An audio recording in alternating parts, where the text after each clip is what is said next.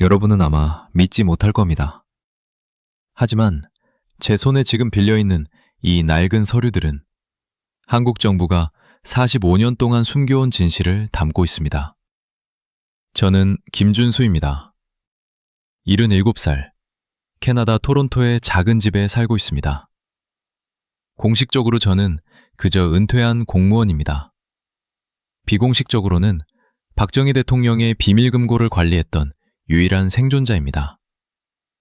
1961년부터 1978년까지 저는 한국중앙정부부 재무담당 장교였습니다. 제 임무는 간단했습니다. 대통령의 돈을 스위스로 옮기는 것. 얼마나 많은 돈이었을까요? 오늘 여러분께 모든 걸 말씀드리겠습니다. 이 사진을 보십시오. 1965년 청와대 앞. 젊은 장교 복장을 입은 제가 박정희 옆에 서 있습니다. 제 손에는 검은색 서류 가방이 있습니다. 공식적으로 그 가방에는 국가안보 문서가 들어 있었습니다. 비공식적으로는 추리은행 계좌번호와 200만 달러 상당의 금증서가 들어 있었죠. 저는 그때 28살이었습니다. 애국자라고 생각했습니다. 국가를 위해 일한다고 믿었습니다. 얼마나 순진했습니까? 제가 왜 지금 이야기하는지 궁금하시죠? 저는 더 이상 두렵지 않습니다. 죽음이 가까워지면 진실이 돈보다 중요해집니다. 한국중앙정보부는 이미 2번 저를 납치하려 했습니다. 1985년 밴쿠버에서 한 번, 1998년 시애틀에서 또 한 번. 하지만 저는 살아남았습니다. 왜냐하면 제게는 보험이 있기 때문입니다. 이 서류들의 복사본이 전 세계 5곳의 은행 금고에 보관되어 있습니다. 제가 사라지면 모든 것이 자동으로 공개됩니다. 김대위, 혁명은 이념이 아니야. 이건 가난뱅이가 부자가 될 수 있는 마지막 기회야. 우리는 이 기회를 놓치지 않을 거야. 이것은 박정희가 1960년 12월에 제게 한 말입니다. 우리는 서울 이태원의 작은 술집에 앉아 있었습니다. 그때 그는 아직 소장이었습니다. 가난한 장교, 권력에 굶주린 남자. 그의 눈에서 저는 무언가를 봤습니다. 이념이 아니었습니다. 분노였습니다. 평생 아무것도 아니었던 사람이 모든 것이 되기로 결심한 남자의 분노. 6달 후 그는 대통령이 되었습니다. 5년 후에는 백만장자가 되었습니다. 10년 후에는 억만장자였습니다. 그리고 저는 그 모든 과정을 옆에서 지켜봤습니다. 제 손을 통해 그 돈이 흘러갔습니다. 그럼 얼마나 많은 돈이었을까요? 지금부터 보여드리겠습니다. 이 노트를 보십시오. 제 손글씨입니다. 1961년부터 1978년까지의 모든 거래 내역입니다. 날짜, 금액, 은행 이름, 계좌번호. 모든 것이 여기 있습니다. 한국 정부가 절대 보여주고 싶지 않은 것들이 바로 여기에 있습니다. 1961년 5월 16일 서울 거리에 탱크가 굴러다녔습니다. 공식적으로 이것은 군사혁명이었습니다. 부패한 장면 정부를 무너뜨리고 나라를 구하기 위한 의로운 봉기. 비공식적으로는 가난한 장교들의 마지막 도박이었습니다. 그리고 모든 도박에는 자본이 필요합니다. 우리는 어디서 그 자본을 구했을까요? 저는 그날 밤 탱크 안에 있지 않았습니다. 저는 종로구 조선은행 본점에 있었습니다. 박정희 소장이 직접 선택한 12명의 장교 중 한 명이었습니다. 우리의 임무는 간단했습니다. 금고를 열고 국가 금보유고를 보호하는 것. 은행장은 떨고 있었습니다. 70살 된 노인이 권총을 든 장교들 앞에서 금고문을 열었습니다. 국가를 위한 것입니다. 라고 박정희가 말했습니다. 은행장은 고개를 끄덕였지만 그의 눈은 알고 있었습니다. 이것은 약탈이라는 것을. 금고 안에는 340kg의 금괴가 있었습니다. 공식적으로 이것은 두 부분으로 나뉘었습니다. 예비금 A는 국가 안정화 기금으로 지정되었습니다. 예비금 B는 혁명의 특별한 필요를 위한 것이었습니다. 저는 그때 순진했습니다. 특별한 필요가 무엇을 의미하는지 몰랐습니다. 곧 알게 되었지만요.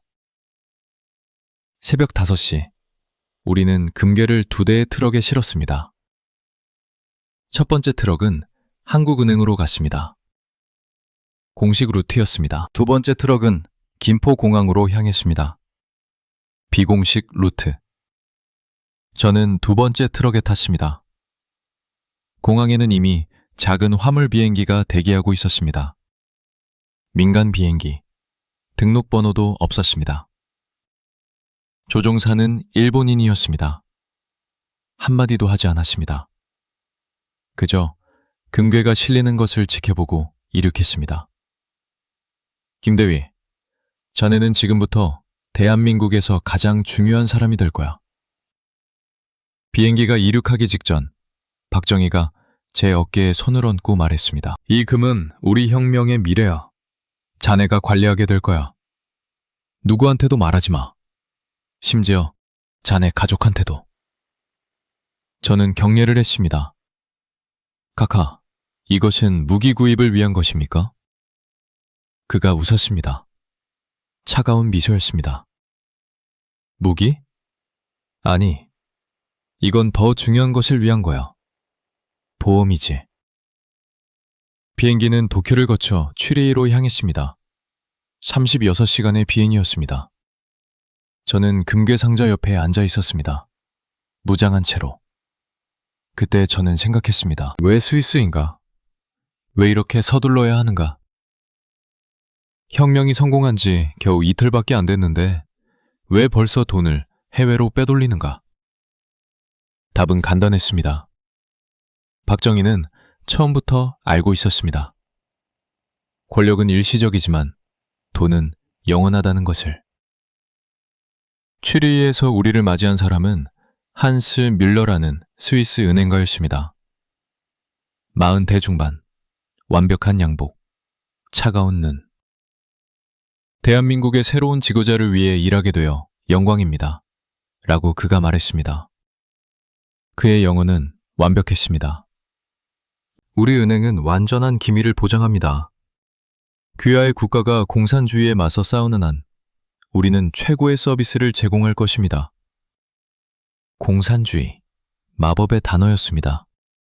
그 단어만 말하면 서방 세계의 모든 문이 열렸습니다. 금괴는 취리히 크레디트 스위스 은행의 지하금고로 들어갔습니다. 계좌는 3개로 나뉘었습니다. 첫 번째는 대한민국 특별기금 명의였습니다. 공식적인 것처럼 보이게 하기 위해서. 두 번째는 익명계좌였습니다. 번호만 있고 이름은 없었습니다. 세 번째는 동양무역회사 명의의 위장회사 계좌였습니다. 이 회사는 실제로 존재하지 않았습니다. 서류상으로만 존재했죠. 김대위, 이 계좌번호들을 암기하십시오. 절대 적지 마십시오. 뮬러가 저에게 3장의 카드를 건넸습니다. 숫자들의 나열, 16자리씩. 저는 그 자리에서 외웠습니다. 그 숫자들은 지금도 제 머릿속에 있습니다. 45년이 지났지만 한 자리도 잊어버리지 않았습니다. 왜냐하면 저는 알고 있었습니다. 이 숫자들이 언젠가 제 생명을 구할 수도 있다는 것을. 서울로 돌아가는 비행기에서 저는 처음으로 의문을 품었습니다. 우리는 정말 나라를 구하고 있는 걸까요? 아니면 우리는 그저 새로운 도둑들일 뿐인가? 하지만 저는 그 생각을 머릿속에서 밀어냈습니다. 저는 군인이었습니다. 명령을 따르는 것이 제 일이었습니다.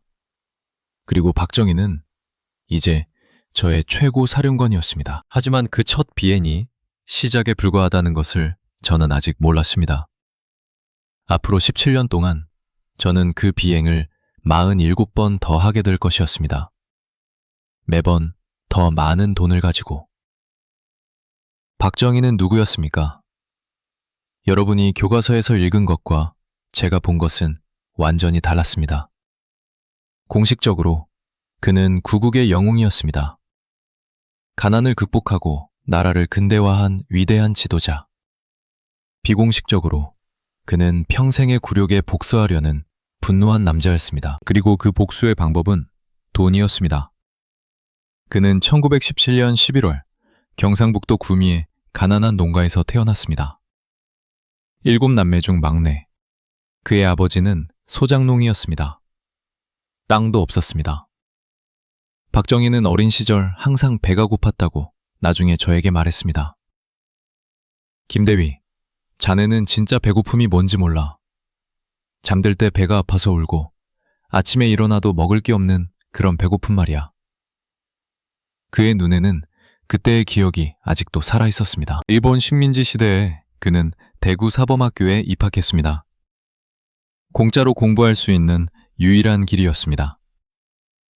졸업 후 교사가 되었지만 만족하지 못했습니다.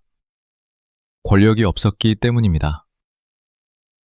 1940년 그는 만주로 갔습니다. 만주국 육군 군관학교에 입학했습니다. 일본 제국의 괴뢰 군대였습니다. 그는 일본군 장교가 되었습니다. 다카키 마사오라는 일본 이름을 사용했습니다. 한국인들을 진압하는 부대에서 복무했습니다.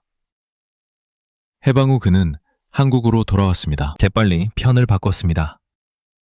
일본군 경력을 숨기고 한국군에 입대했습니다.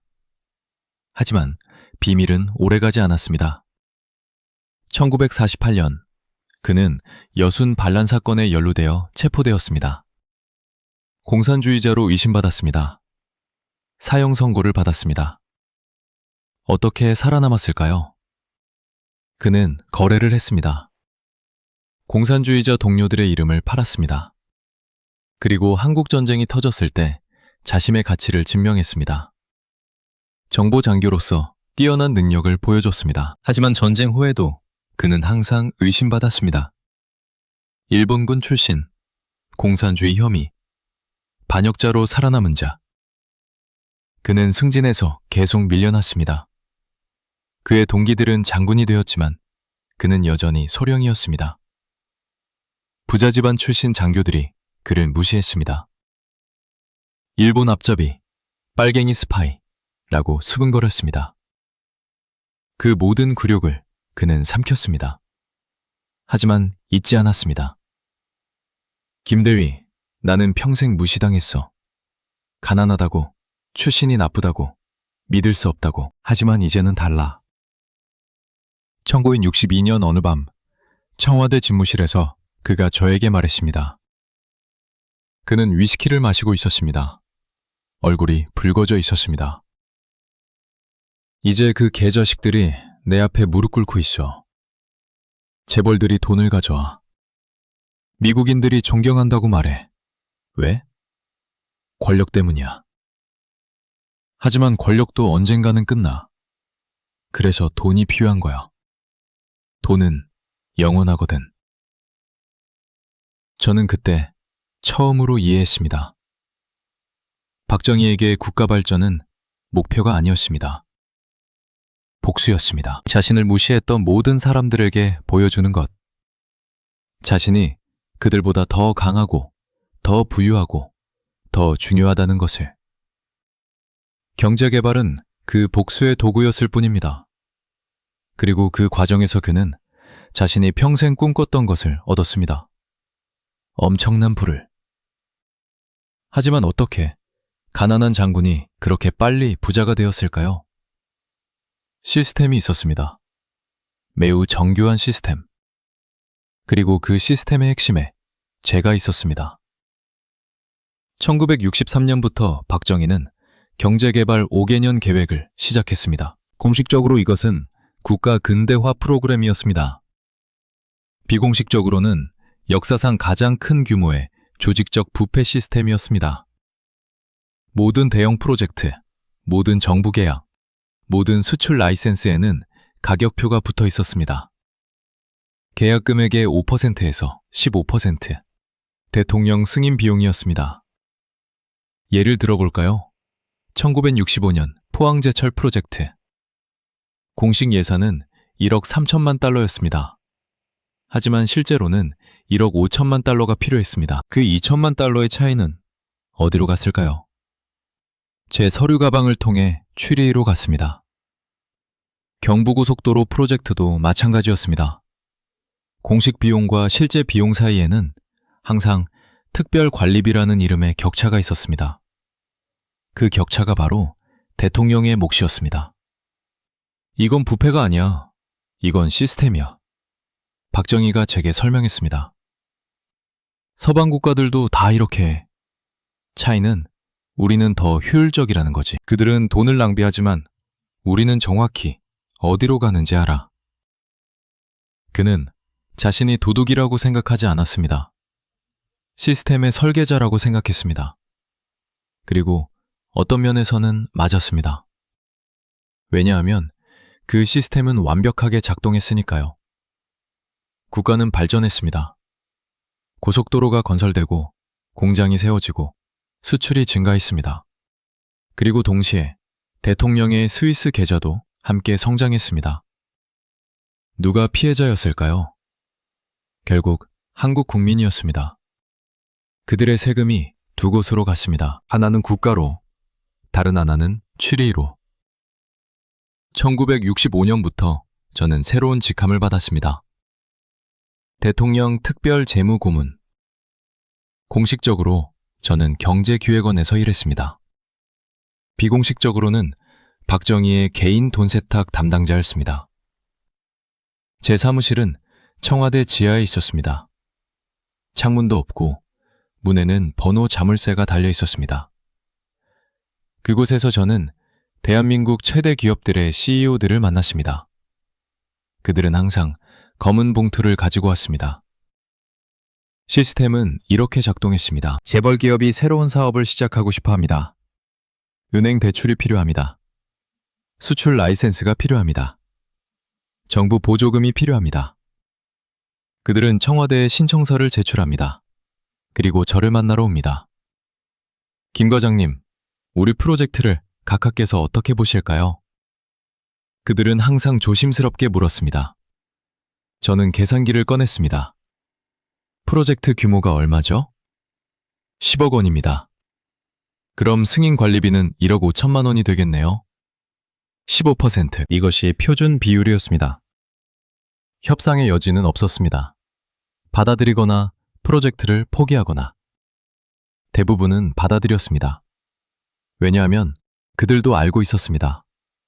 1억 5천만 원을 내면 10억 원짜리 프로젝트가 승인되고 결국 100억 원을 벌 수 있다는 것을. 시스템은 모두에게 이익이었습니다. 대통령에게도, 재벌에게도. 손해보는 사람은 오직 평범한 국민들 뿐이었습니다. 돈은 복잡한 경로를 따라 이동했습니다. 먼저 서울의 한 무역회사 계좌로 들어갔습니다. 그 회사는 실제로 존재했지만 직원은 한 명뿐이었습니다. 장부만 관리하는 회계사. 이틀 후 돈은 홍콩의 페이퍼 컴퍼니로 이동했습니다. 아시아 개발투자회사라는 그럴듯한 이름이었습니다. 거기서 일주일을 머물다가 싱가포르 은행으로, 그 다음 취리히로 갔습니다. 각 단계마다 돈은 합법적인 무역거래나 투자처럼 보이게 만들어졌습니다. 저는 2달에 한 번씩 취리히로 날아갔습니다. 외교관 여권을 사용했습니다. 공식적으로 저는 경제협력회의 참석자 유럽으로 갔습니다. 비공식적으로 저는 대통령의 돈가방이었습니다. 서류 가방에는 옷이 없었습니다. 은행증서, 계좌이체 문서, 금 증명서만 들어있었습니다.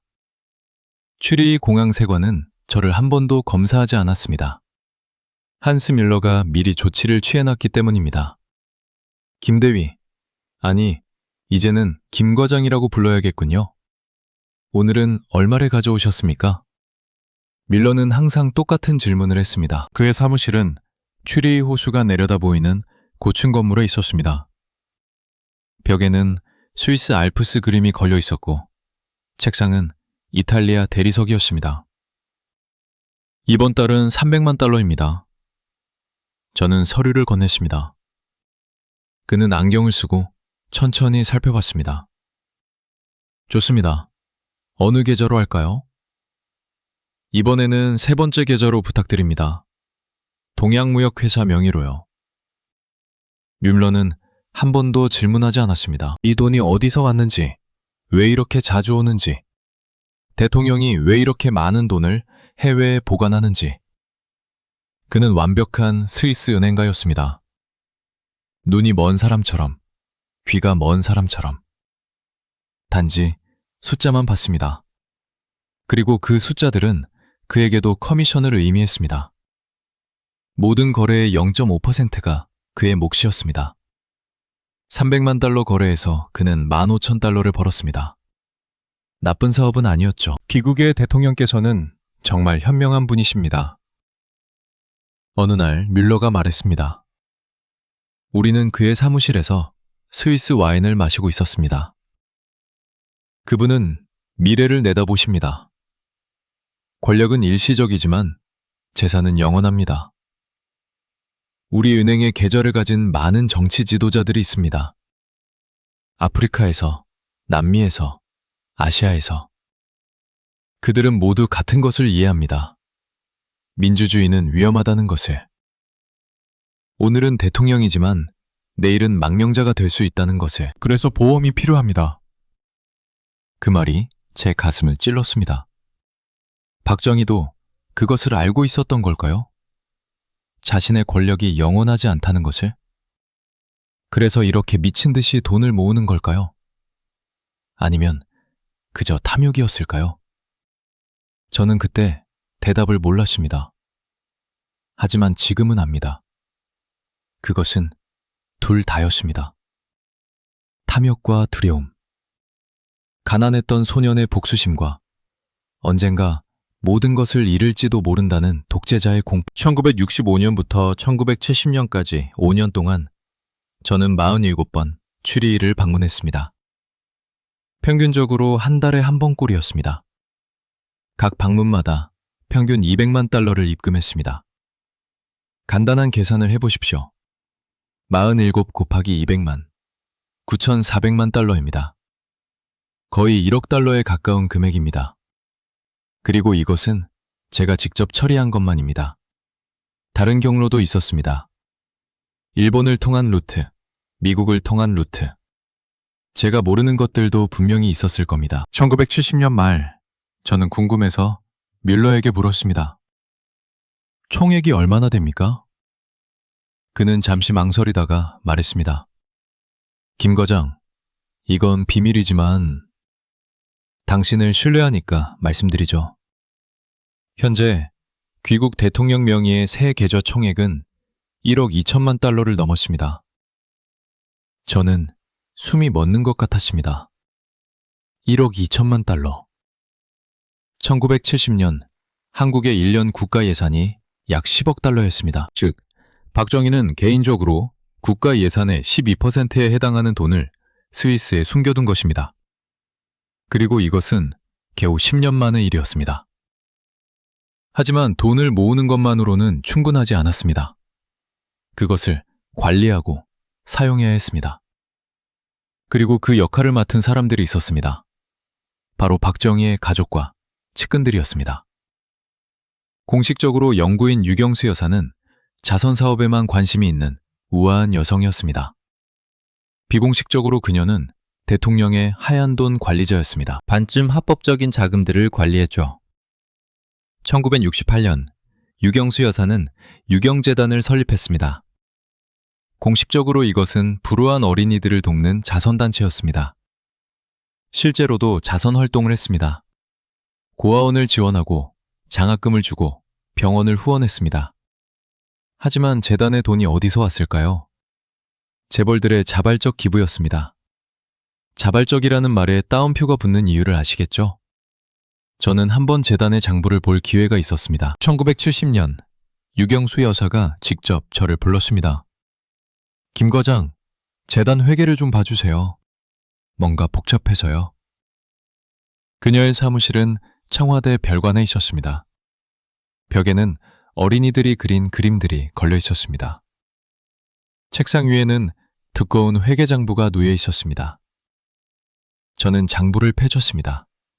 그리고 놀랐습니다. 재단의 연간 수입은 약 30억 원이었습니다.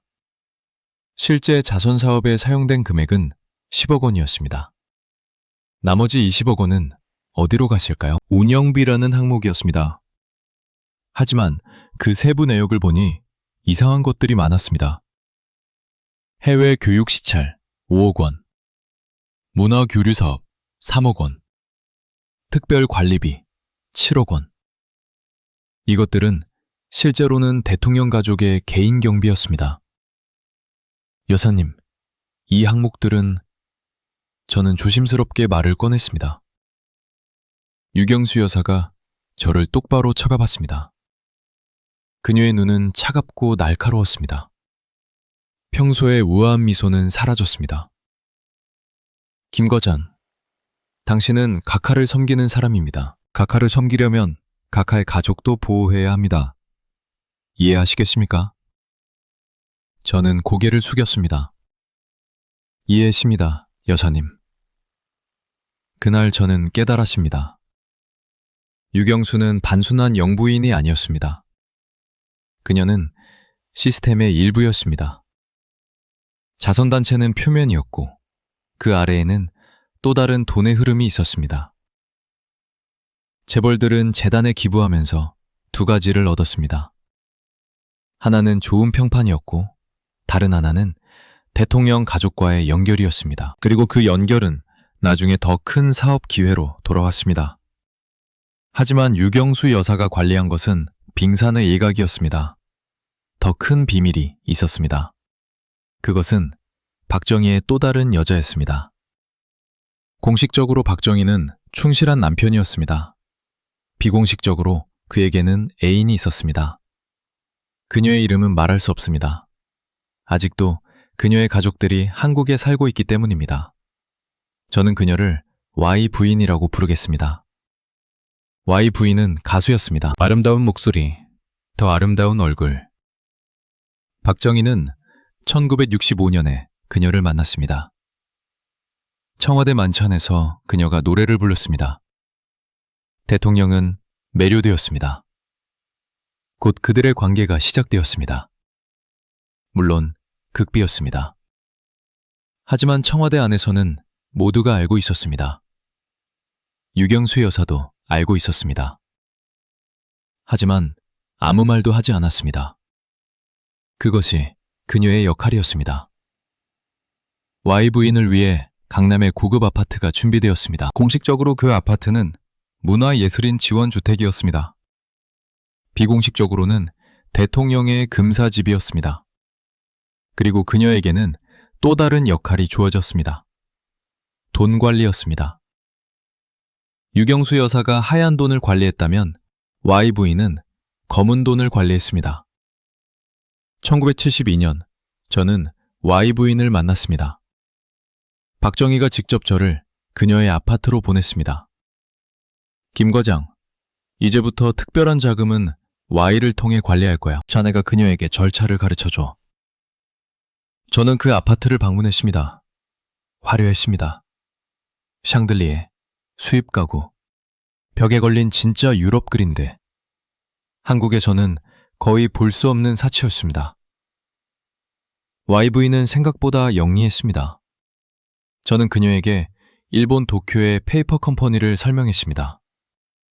이 회사들은 각하의 특별 자금을 관리합니다.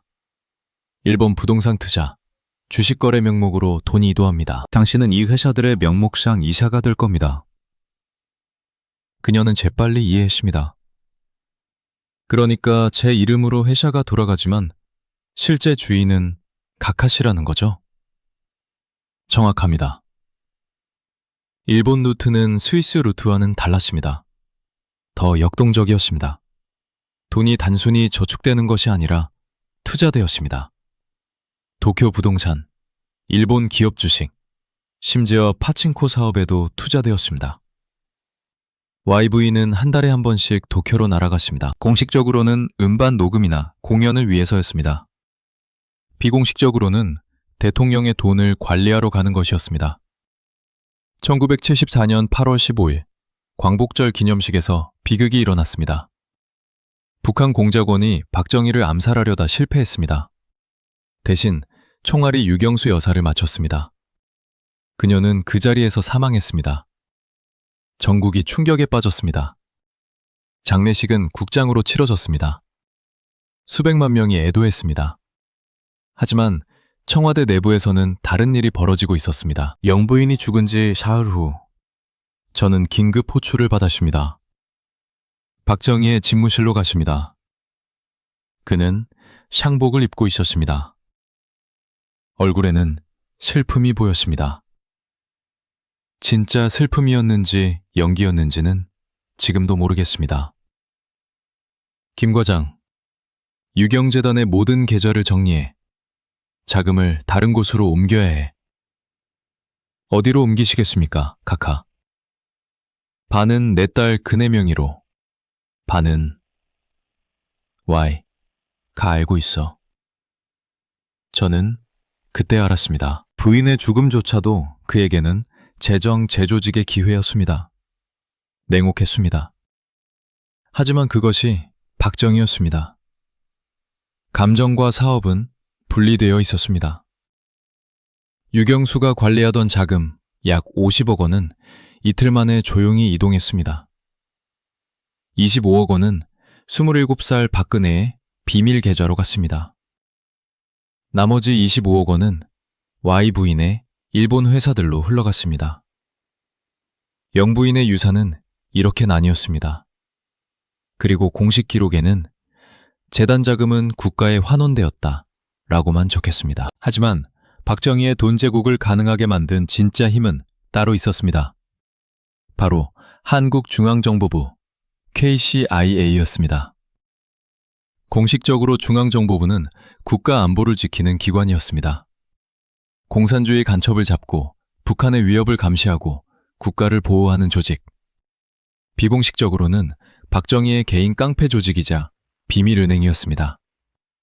그리고 저는 그 어두운 세계의 한가운데 있었습니다. 중앙정보부 본부는 서울 남산에 있었습니다.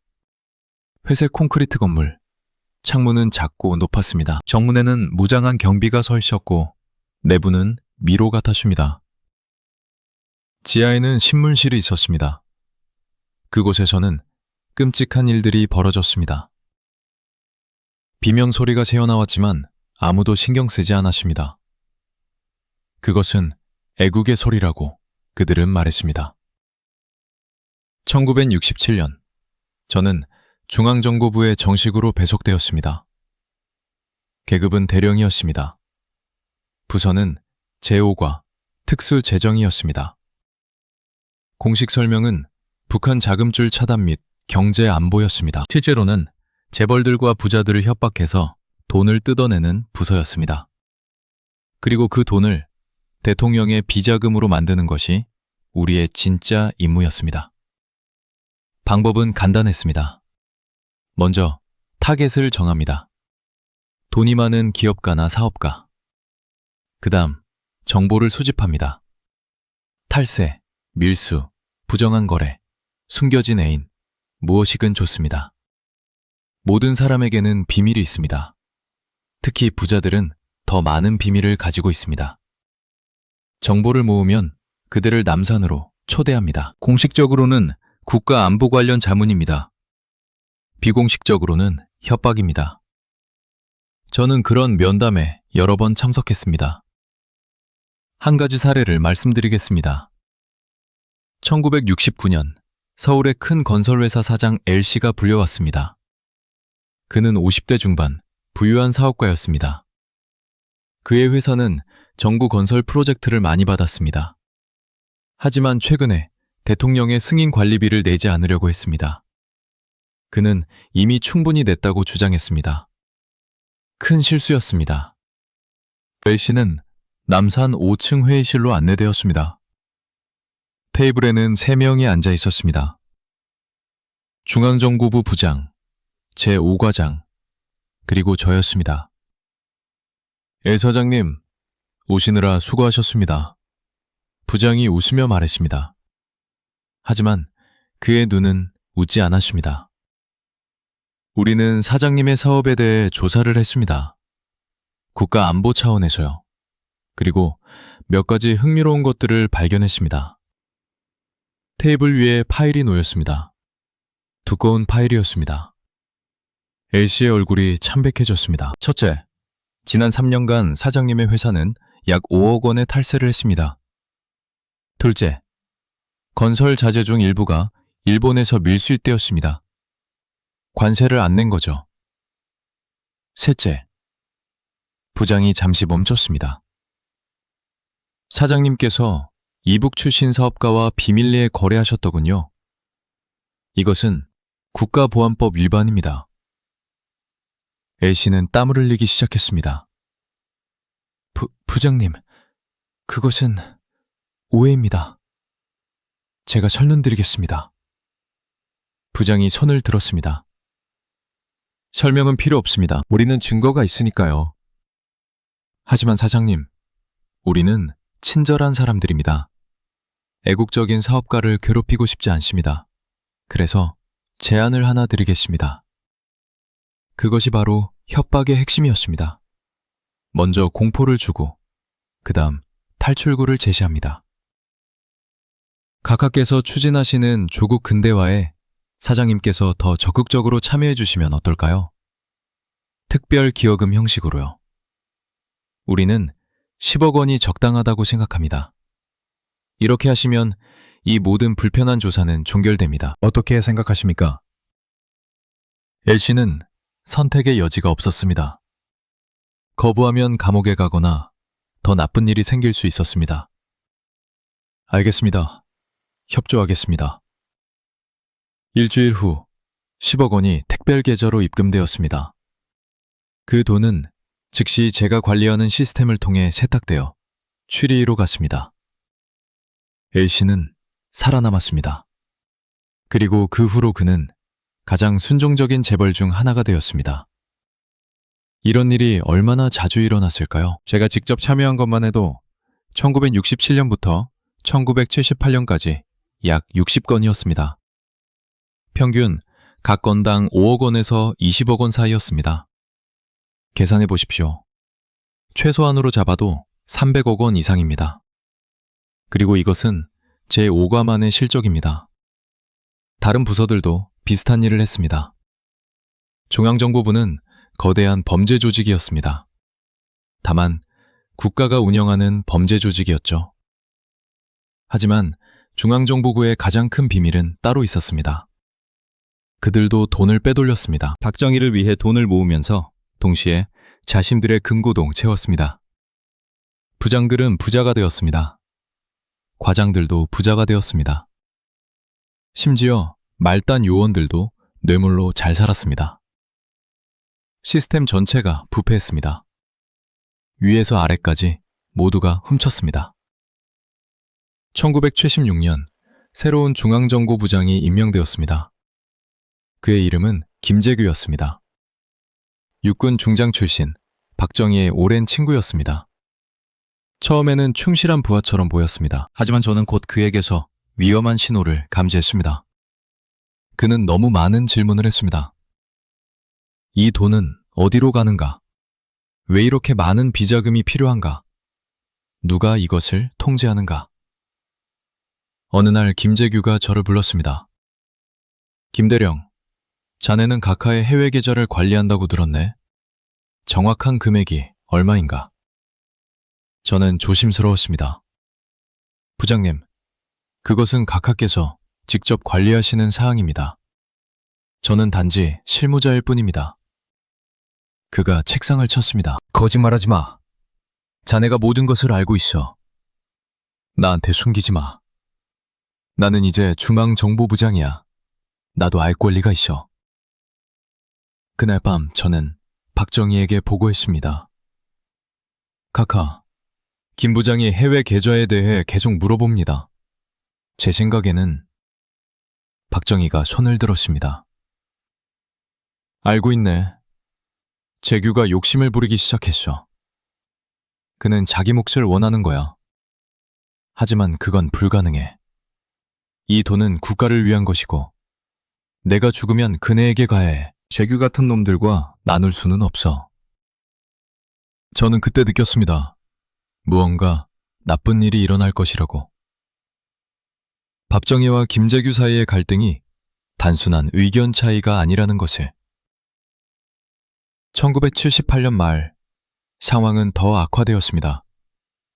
김재규는 자신만의 비자금을 만들기 시작했습니다. 대통령 몰래. 그는 중앙정보부의 재정권을 이용해 재벌들에게서 돈을 받았지만 그 돈을 청와대로 보고하지 않았습니다. 밥정희가 이것을 알아챘습니다. 김대령, 최근 3개월간 중앙정보부에서 올라온 특별 자금이 줄었어. 재규가 중간에서 빼돌리고 있는 것 같아. 조사해봐. 저는 조사했습니다. 김재규는 약 50억 원을 자기 명의로 빼돌렸습니다.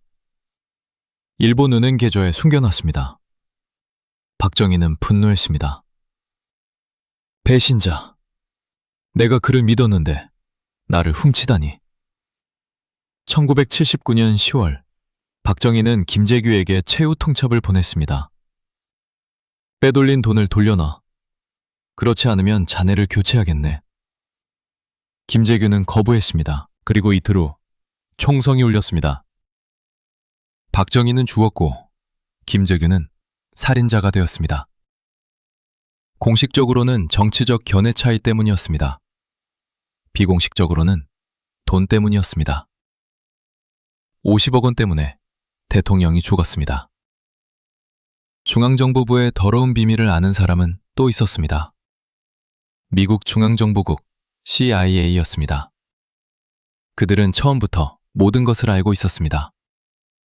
박정희의 스위스 계좌, 재벌들의 뇌물, 중앙정보부의 협박, 모든 것을요. 어떻게 알았을까요? 그들은 우리를 감시하고 있었기 때문입니다. 그리고 가장 충격적인 사실은 이것입니다.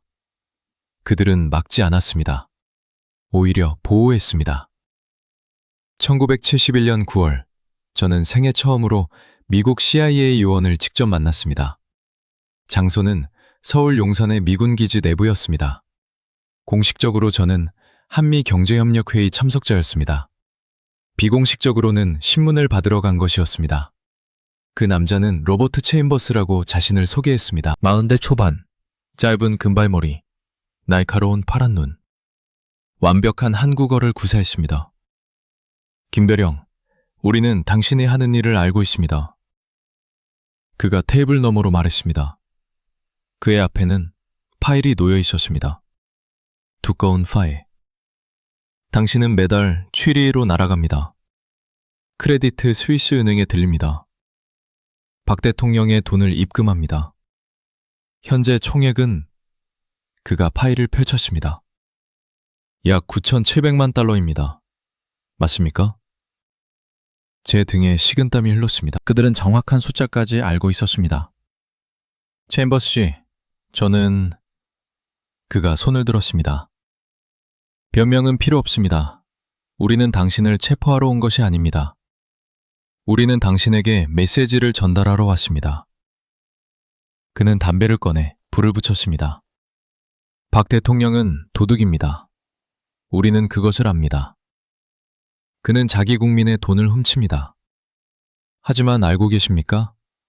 우리는 신경 쓰지 않습니다. 저는 이해할 수 없었습니다. 신경 쓰지 않는다고요? 그럼 왜 저를 부르셨습니까? 체인버스가 웃었습니다. 차가운 웃음이었습니다. 우리가 신경 쓰는 것은 단 하나입니다. 공산주의를 막는 것. 박 대통령은 38선에서 공산주의자들을 막고 있습니다. 그는 베트남에 5만 명의 군대를 보냈습니다. 우리를 위해서. 그래서 우리는 그가 원하는 만큼 훔치도록 내버려 둡니다. 그것이 그의 대가입니다. 하지만 한국 국민들은 제가 말했습니다. 그가 저를 똑바로 쳐다봤습니다. 한국 국민들은 우리의 문제가 아닙니다. 우리의 문제는 소련과 중국입니다. 박 대통령이 그들을 막아주는 한 그는 우리의 도둑입니다. 이해하시겠습니까? 저는 그때 깨달았습니다. 박정희의 부패는 한국만의 문제가 아니었습니다. 그것은 냉전의 일부였습니다. 미국은 반공 독재자들이 부패하는 것을 용인했습니다. 왜냐하면 그들이 소련에 맞서 싸우고 있었기 때문입니다.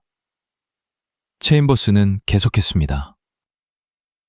우리는 당신의 은행 거래를 계속 모니터링할 겁니다. 걱정하지 마세요. 우리는 방해하지 않을 겁니다. 하지만 한 가지 부탁이 있습니다. 만약 박 대통령이 공산주의자들과 접촉하거나 소련이나 중국과 비밀 거래를 하려고 하면 우리에게 알려주십시오. 그때는 우리가 개입해야 합니다. 그리고 만약 제가 거부하면 저는 물었습니다. 그가 파일을 닫았습니다. 거부할 수 있습니다. 하지만 그러면 이 파일이 한국 언론에 유출될 겁니다. 박 대통령의 스위스 계좌, 당신의 역할, 모든 것이. 그러면 당신과 박 대통령 둘 다 끝입니다. 선택은 당신의 것입니다. 저는 선택의 여지가 없었습니다. 그날부터 저는 이중 간첩이 되었습니다. 박정희를 위해 일하면서 동시에 CIA에 보고했습니다. 물론 중요한 것은 보고하지 않았습니다. 그저 그들을 안심시킬 만큼만 정보를 주었습니다. 하지만 그 관계는 저를 보호해주기도 했습니다. CIA가 저를 알고 있다는 사실이 제 보험이 되었습니다. 중앙정보부도 함부로 저를 제거할 수 없었습니다. 1973년, 더 충격적인 사실을 알게 되었습니다. 미국은 단순히 박정희를 모니터링만 한 것이 아니었습니다. 그들은 적극적으로 그의 부패를 도왔습니다. 어떻게요? 베트남전 계약을 통해서였습니다. 한국군이 베트남에 파병되었을 때 한국 기업들이 미군 보급 계약을 땄습니다. 건설, 운송, 식량 공급, 수백만 달러짜리 계약들이었습니다.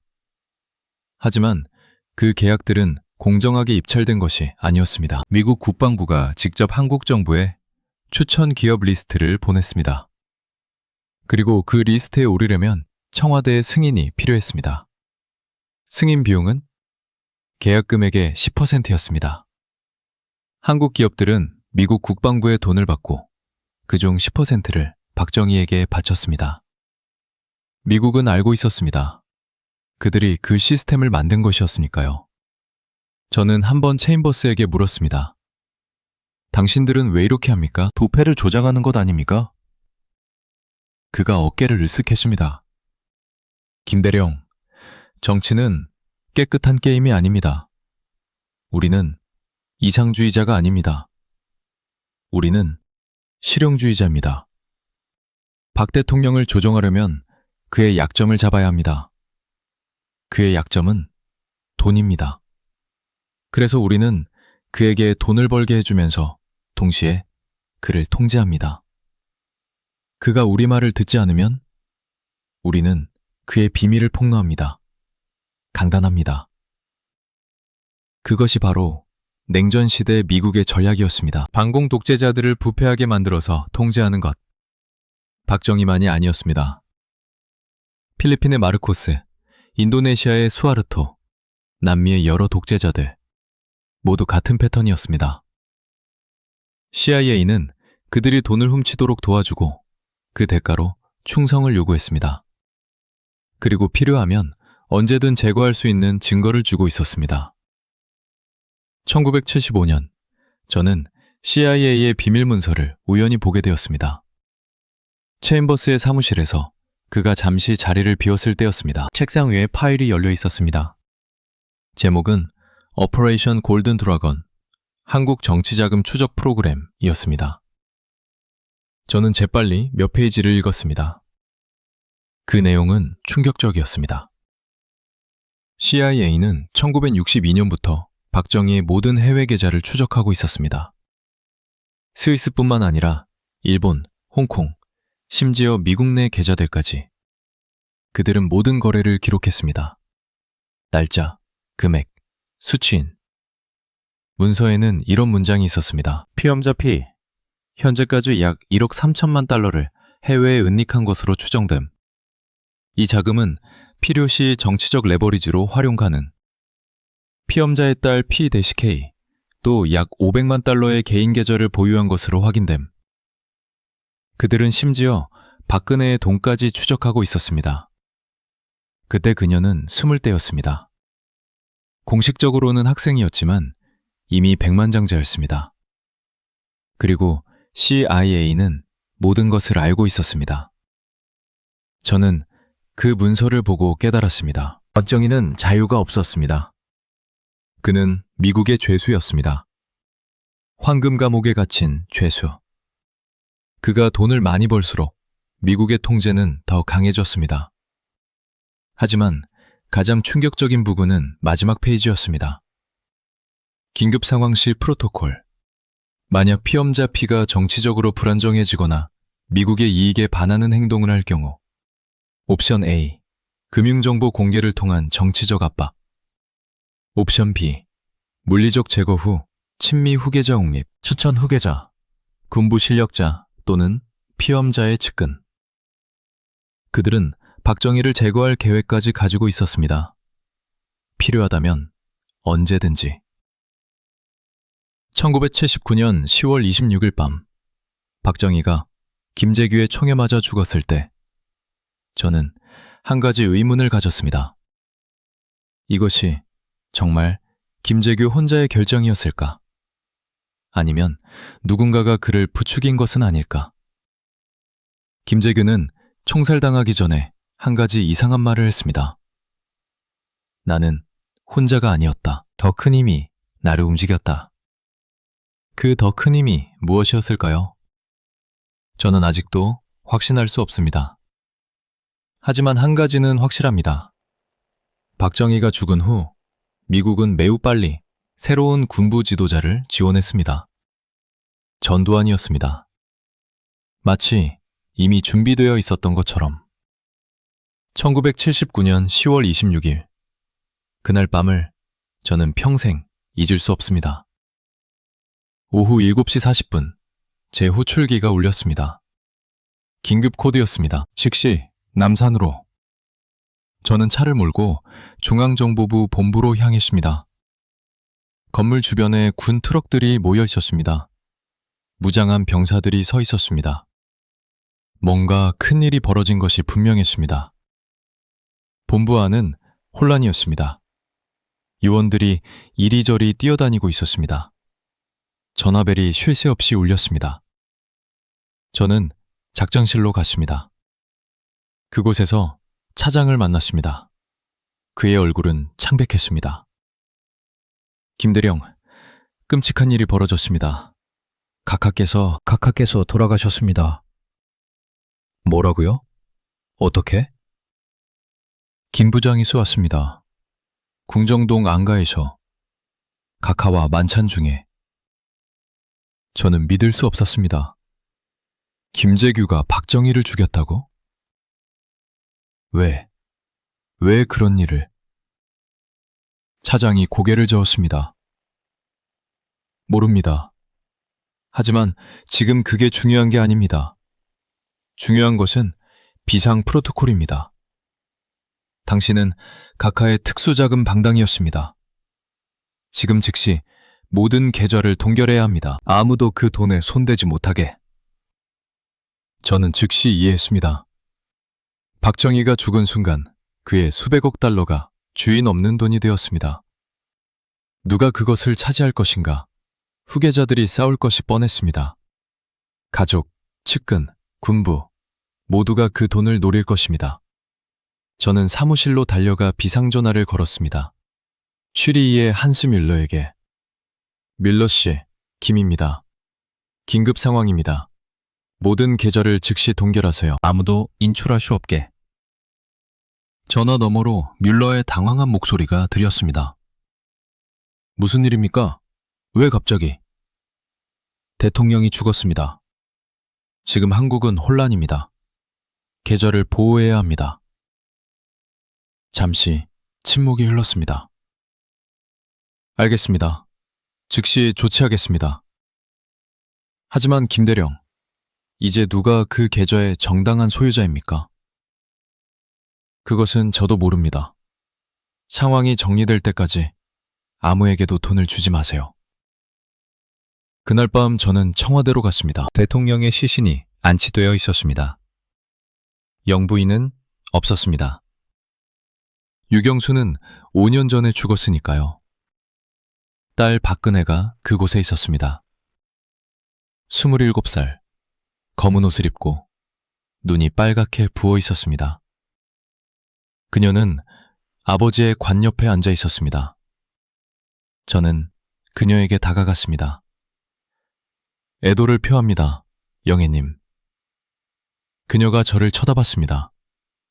눈물이 흘렀지만 목소리는 단호했습니다. 김대령, 아버지의 계좌들을 동결했다고 들었습니다. 왜 나에게 먼저 말하지 않았습니까?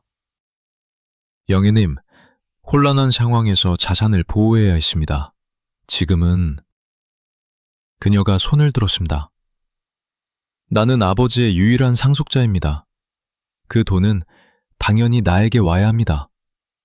당신은 즉시 계좌 정보를 나에게 넘겨야 합니다. 저는 곤란한 입장이었습니다. 법적으로 그녀가 맞았습니다. 하지만 저는 또 다른 명령을 받았습니다. 국가안전보장회의에서 대통령의 특수자금은 국가자산으로 간주되어야 한다는 결정을 내렸습니다. 즉, 박정희의 돈을 국가가 몰수하려는 것이었습니다. 영애님, 지금은 법적 절차가 필요합니다. 서두르면 안 됩니다. 그녀의 눈이 차갑게 변했습니다. 김대령, 당신은 17년 동안 우리 가족을 섬겼습니다. 이제 배신하려는 겁니까? 그날 밤 저는 결정을 내렸습니다. 저는 아무 편도 들지 않을 것입니다. 계좌 정보는 저만 알고 있습니다. 정치적 상황이 안정될 때까지 저는 침묵할 것입니다. 하지만 박근혜는 포기하지 않았습니다. 다음 날 그녀의 사람들이 제 사무실에 왔습니다. 영애님께서 모든 서류를 요구하십니다. 거부하면 반역죄로 고발하실 겁니다. 저는 빈 파일을 건넸습니다. 여기 공식 서류들이 있습니다.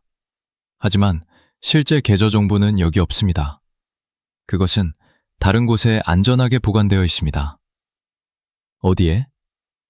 그것은 말할 수 없습니다. 그들은 위협했습니다. 하지만 저는 알고 있었습니다. 저를 죽이면 계좌 정보는 영원히 사라집니다. 저는 유일한 열쇠였습니다. 그래서 그들은 저를 건드릴 수 없었습니다. 며칠 후 새로운 권력이 등장했습니다. 전두환 장군이 군사 쿠데타를 일으켰습니다. 그는 즉시 박정희의 모든 자산을 조사하기 시작했습니다. 공식적으로는 부패 청산이었습니다. 비공식적으로는 돈을 빼앗기 위해서였습니다. 전두환의 사람들이 저를 불렀습니다. 김배령, 당신은 박정희의 해외 계좌를 알고 있습니다. 새로운 정부에 협조해 주십시오. 저는 모릅니다. 저는 거짓말을 했습니다. 대통령께서는 그런 정보를 매우 제한적으로 공유하셨습니다. 제가 아는 것은 공식 장부에 있는 것뿐입니다. 그들은 믿지 않았습니다. 저를 며칠 동안 조사했습니다. 하지만 증거를 찾지 못했습니다. 왜냐하면 모든 진짜 증거는 제 머릿속에만 있었기 때문입니다.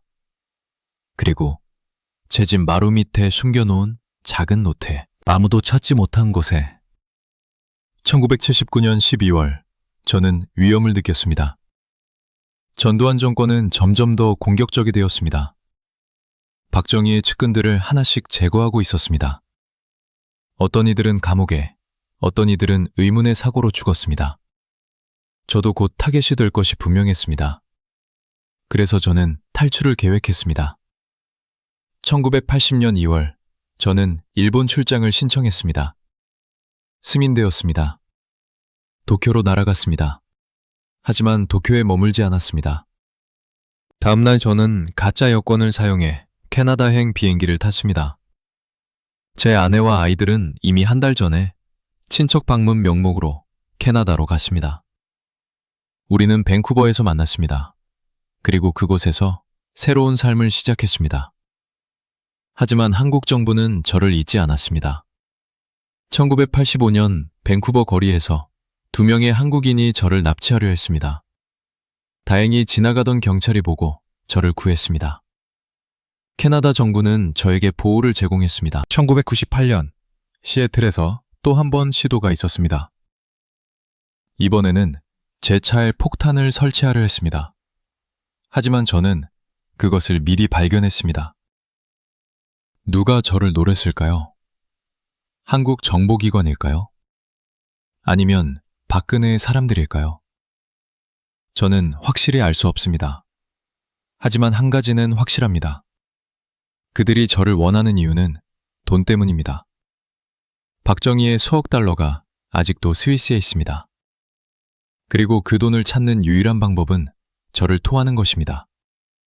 제가 죽으면 그 돈은 영원히 잠들 것입니다. 그래서 저는 보험을 만들었습니다.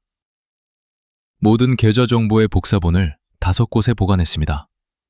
캐나다, 미국, 스위스, 영국, 호주. 제가 의문의 죽음을 당하면 자동으로 모든 정보가 언론에 공개됩니다. 그것이 저를 살아있게 하는 이유입니다. 그렇다면 박정희의 돈은 지금 어디에 있을까요? 여러분이 가장 궁금해하는 질문일 겁니다. 답은 복잡합니다. 일부는 찾았고 일부는 여전히 숨겨져 있습니다. 그리고 일부는 영원히 찾을 수 없을 것입니다. 박정희가 죽은 후 그의 재산을 둘러싼 전쟁이 시작되었습니다. 여러 세력이 경쟁했습니다. 박근혜와 그녀의 동생, 전두환의 신군부, 중앙정보부의 잔당대, 심지어 일부 재벌들도 자기들의 몫을 주장했습니다. 1980년대 초 전두환 정권은 공식적으로 박정희 비자금 조사를 실시했습니다. 하지만 그들이 찾은 것은 빈산의 일각이었습니다. 국내 계좌에서 약 200억 원을 발견했습니다. 일본의 몇몇 부동산을 압류했습니다. 총 가치는 약 3천만 달러 정도였습니다. 그들은 이것을 국고로 환수했다고 발표했습니다. 하지만 실제로는 전두환과 그의 측근들이 나눠 가졌습니다. 박근혜는 어떻게 했을까요? 그녀는 영리했습니다. 공개적으로 돈을 요구하지 않았습니다. 대신 조용히 움직였습니다. 그녀는 아버지의 오래된 비서들, 측근들을 통해 일부 자산을 회수했습니다. 특히 유경재단의 자금과 일본에 있던 부동산들, 정확한 금액은 알 수 없지만 추정치는 약 5천만 달러입니다. 그 돈으로 그녀는 1990년대와 2000년대 초반 정치 자금을 마련했습니다. 하지만 가장 큰 돈은 여전히 스위스에 있습니다. 제가 관리했던 3개의 주요 계좌입니다. 1979년 마지막 확인 당시 총액은 1억 2천만 달러였습니다. 45년이 지난 지금 이자를 포함하면 얼마나 될까요? 최소한 3억 달러 이상일 것입니다. 현재 한화로 약 4천억 원입니다. 그 돈은 아직도 그곳에 있습니다. 왜 아무도 찾아가지 않을까요? 이유는 간단합니다. 계좌에 접근하려면 3가지가 필요합니다. 첫째, 정확한 계좌번호. 둘째, 비밀번호. 셋째, 권한을 증명하는 특별문서. 저만이 이 3가지를 모두 알고 있습니다. 박정희는 그것을 극도로 비밀로 했습니다. 심지어 가족에게도 완전한 정보를 주지 않았습니다. 박근혜는 계좌번호 중 하나를 알고 있을 것입니다. 하지만 비밀번호와 특별문서가 없습니다. 저는 한번 박근혜에게 제안을 받았습니다. 2010년, 그녀가 대통령 후보가 되기 전이었습니다. 그녀의 비서가 캐나다까지 찾아왔습니다. 영애님께서 김대령님과 대화하기를 원하십니다. 과거를 정리하고 싶으십니다. 저는 거절했습니다. 정리할 과거는 없습니다. 저는 은퇴한 노인일 뿐입니다. 비서가 봉투를 꺼냈습니다. 이것은 영애님의 개인적인 편지입니다. 읽어주십시오. 저는 편지를 읽었습니다. 그녀는 이렇게 썼습니다. 김대령님, 아버지께서 국가를 위해 모은 자금을 국가로 돌려보내는 것이 옳다고 생각합니다. 저는 개인적으로 그 돈을 원하지 않습니다. 하지만 아버지의 명예를 지키고 싶습니다.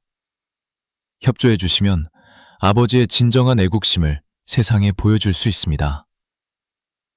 아름다운 말이었습니다. 하지만 저는 믿지 않았습니다. 왜냐하면 저는 박근혜를 알고 있었기 때문입니다. 어린 시절부터 봤습니다. 그녀는 아버지의 딸이었습니다. 권력과 돈에 대한 갈망이 있었습니다. 만약 그녀가 그 계좌들을 손에 넣으면 국가로 돌아갈 가능성은 제로입니다. 저는 대답했습니다. 영애님께 전해주십시오. 저는 계좌에 대해 아무것도 모릅니다. 그리고 설사 안다 해도 죽을 때까지 비밀을 지킬 것입니다. 2017년, 박근혜는 대통령직에서 탄핵당했습니다. 이유는 부정부패였습니다. 그녀는 재벌들로부터 수백억 원의 뇌물을 받았습니다. 언론은 충격을 받았습니다.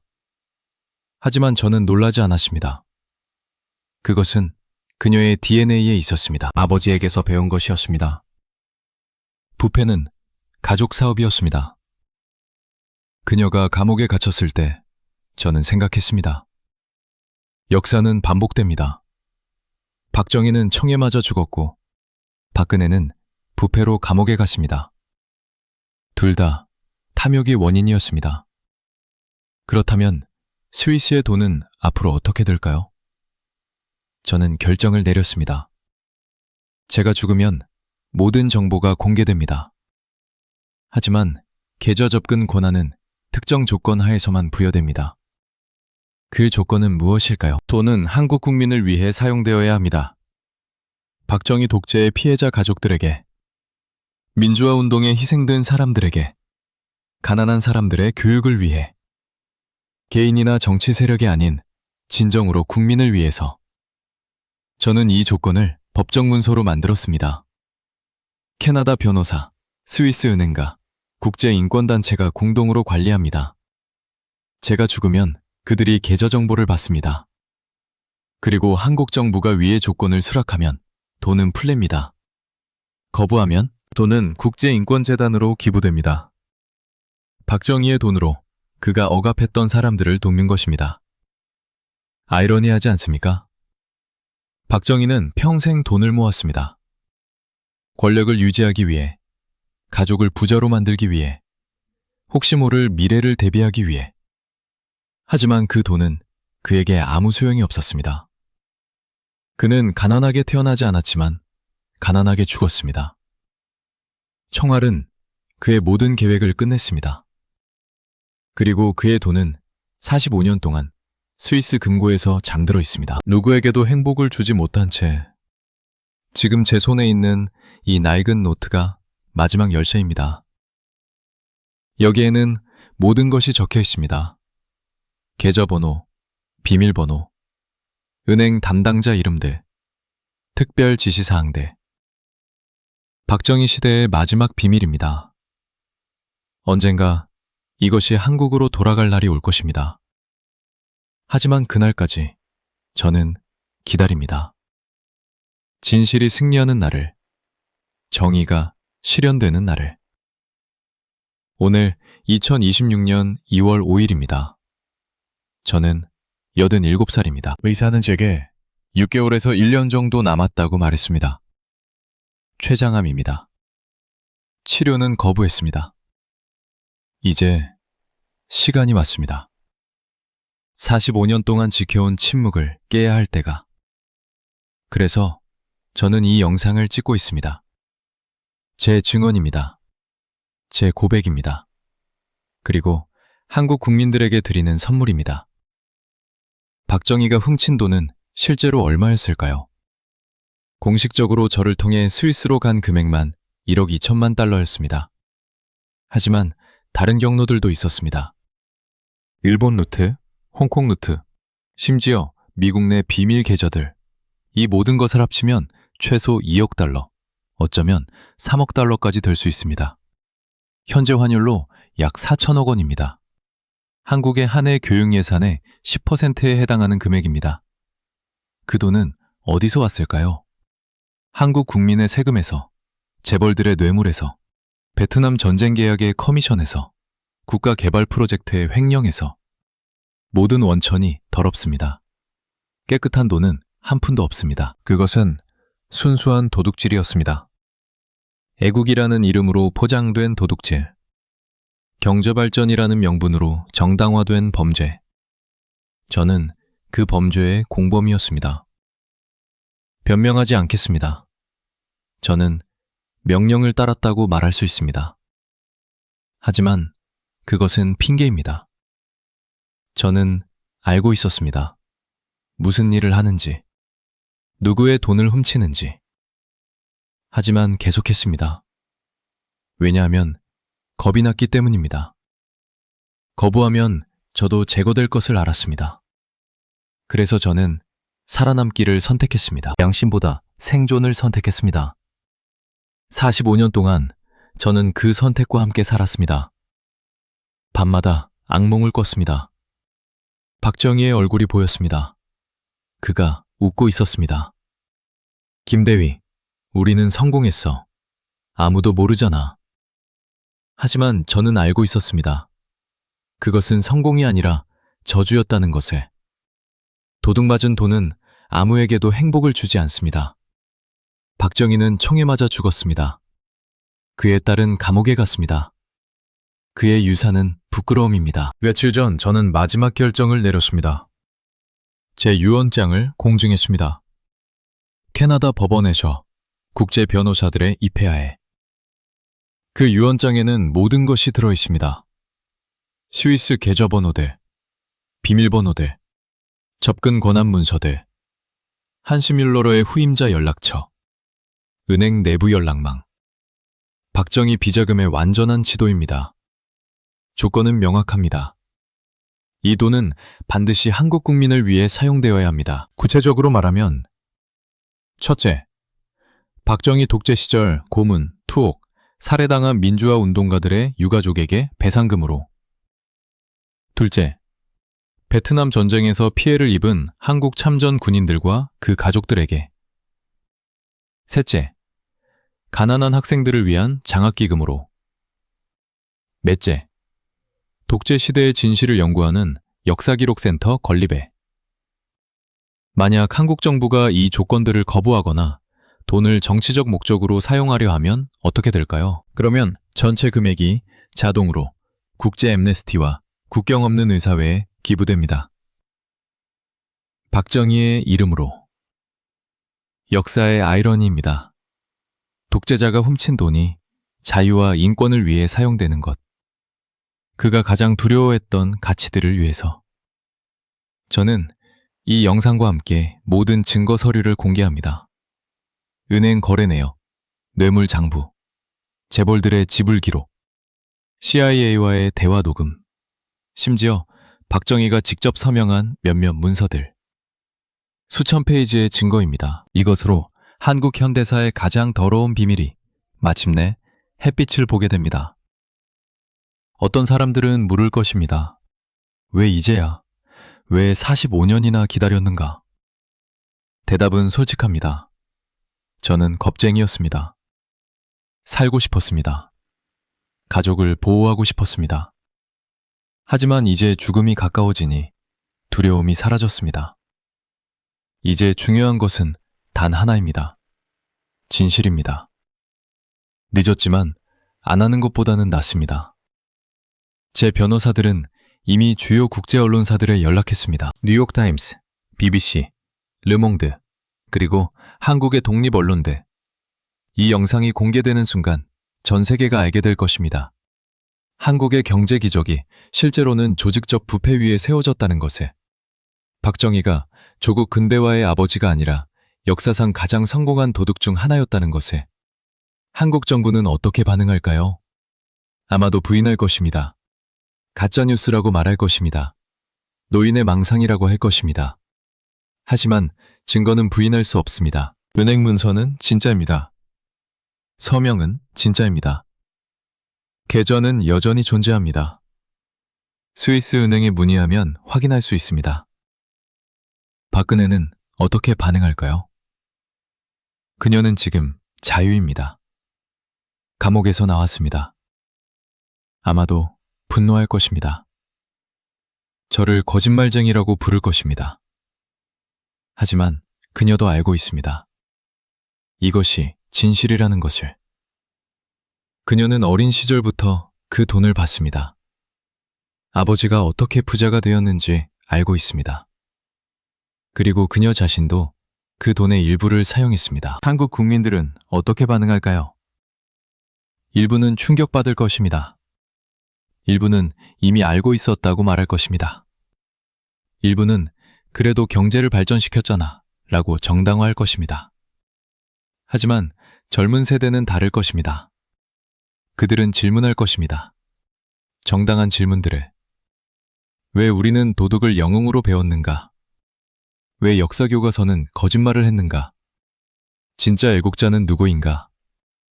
저는 이 모든 반응을 보지 못할 것입니다. 이 영상이 공개될 때쯤이면 저는 아마 죽었을 것입니다. 저는 토론토의 작은 뮤즈에 묻힐 것입니다. 한국이 아닌 캐나다에. 왜냐하면 저는 더 이상 한국 땅을 밟을 수 없기 때문입니다.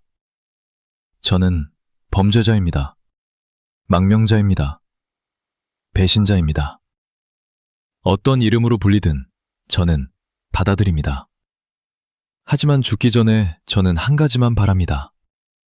진실이 힘을 갖기를, 이 증언이 변화를 만들기를, 박정희의 신화가 마침내 무너지기를, 그리고 훔친 돈이 훔친 사람들에게 돌아가기를. 그것이 제가 바라는 전부입니다. 늦은 속죄이지만 아무것도 안 하는 것보다는 낫습니다. 여러분, 한국 국민 여러분께 묻고 싶습니다. 박정희는 정말 애국자였습니까? 아니면 그저 영리한 도둑이었습니까? 경제 발전은 도둑질을 정당화합니까? 목적이 수단을 정당화합니까? 우리는 부패한 과거를 계속 영웅으로 기념해야 합니까? 그리고 더 중요한 질문들이 있습니다. 스위스에 있는 그 돈 외에 또 어떤 비밀 계좌들이 있을까요? 박정희만이 아니라 다른 독재자들, 전두환, 노태우, 그들도 얼마나 훔쳤을까요? 그 돈들은 지금 어디에 있을까요? 누가 그것을 관리하고 있을까요? 혹시 지금도 누군가가 국민의 돈을 훔치고 있지는 않을까요? 왜 CIA는 이 모든 것을 알고도 방치했을까요? 그들은 단순한 관찰자였을까요? 아니면 적극적인 공범이었을까요? 미국 정부는 한국 독재를 지원한 것에 대해 사과해야 하지 않을까요? 그리고 지금도 그들은 같은 게임을 다른 나라에서 하고 있지 않을까요? 김재규는 정말로 혼자서 박정희를 죽였을까요? 아니면 배후에 다른 세력이 있었을까요? CIA였을까요? 군부의 다른 파벌이었을까요? 아니면 박정희의 비자금을 노린 사람들이었을까요? 진실은 무엇일까요? 그리고 가장 중요한 질문. 만약 그 돈이 정말로 한국으로 돌아온다면 과연 제대로 사용될까요? 정치인들이 그것을 또 횡령하지 않을까요? 권력자들이 피해자들의 몫을 빼앗지 않을까요? 한국은 진정으로 변했을까요? 아니면 도둑들이 여전히 권력을 잡고 있을까요? 저는 이 질문들에 답할 수 없습니다. 그것은 여러분, 한국 국민들의 몫입니다. 제가 할 수 있는 것은 진실을 전하는 것뿐입니다. 나머지는 여러분이 결정해야 합니다. 이 나라를 어떻게 만들 것인지, 과거를 어떻게 대할 것인지, 미래를 어떻게 건설할 것인지. 제 아내는 이미 2년 전에 세상을 떠났습니다. 제 아이들은 캐나다 시민입니다. 한국어도 잘 못합니다. 제 손주들은 한국에 대해 거의 모릅니다. 저는 가족으로부터 조국을 빼앗았습니다. 망명의 대가였습니다. 하지만 후회하지 않습니다. 살아남았기 때문에 오늘 이 진실을 말할 수 있습니다. 다음 주 목요일, 제 변호사들이 모든 문서를 공개할 것입니다. 기자회견이 열릴 것입니다. 토론토, 뉴욕, 서울에서 동시에. 전 세계가 닥정이의 진짜 얼굴을 보게 될 것입니다. 그리고 한국은 결정해야 할 것입니다. 진실과 마주할 것인가? 아니면 계속 거짓말 속에 살 것인가?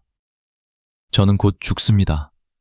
하지만 제 증언은 살아남을 것입니다. 이 영상은 영원히 인터넷에 남을 것입니다. 제 문서들은 역사 기록이 될 것입니다. 후손들이 공부할 것입니다. 2021세기 초 한 늙은 남자가 45년 된 비밀을 폭로했다. 그리고 한 나라가 자신의 과거와 마주해야 했다. 마지막으로 박근혜에게 한마디 하고 싶습니다.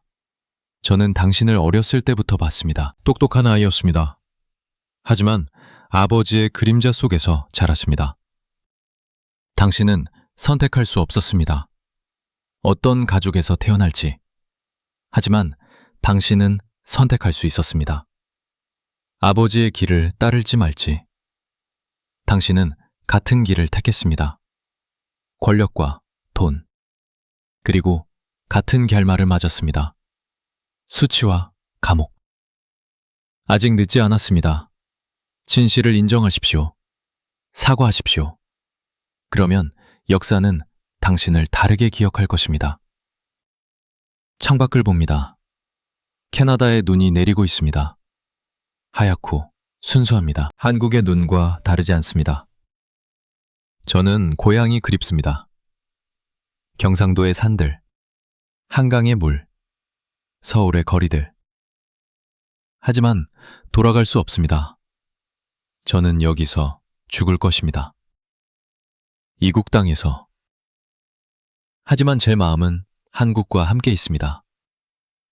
제 마지막 행동은 한국을 위한 것입니다. 45년 전 저는 침묵을 선택했습니다. 생존을 위해. 오늘 저는 진실을 선택합니다. 속죄를 위해. 여러분이 저를 용서할지 모르겠습니다. 아마 용서받을 자격도 없을 것입니다. 하지만 최소한 진실은 전해집니다. 나머지는 역사가 판단할 것입니다. 박정희는 죽었습니다. 하지만 그의 거짓말은 살아있었습니다. 45년 동안. 오늘 그 거짓말도 죽습니다. 진실과 함께. 그리고 한국은 선택해야 합니다. 어떤 미래를 원하는지, 정직한 가난인지, 부패한 푸뉴인지. 저는 한국 국민을 믿습니다. 올바른 선택을 할 것이라고. 제 이름은 김준수입니다. 저는 닥정이의 비밀 금고지기였습니다. 저는 공범이었습니다. 저는 도둑을 도왔습니다. 이제 저는 증인입니다. 진실의 증인. 이것이 제 마지막 의무입니다. 한국 국민에게, 역사에게, 제 양심에게. 박정희의 돈은 스위스에서 45년 동안 잠들어 있었습니다. 이제 깨어난 시간입니다. 훔친 돈이 훔친 사람들에게 돌아갈 시간입니다. 거짓말이 끝나고 진실이 시작될 시간입니다. 그 시간이 바로 지금입니다. 그리고 알아두십시오. 독재자는 죽어도 그가 훔친 돈은 죽지 않습니다.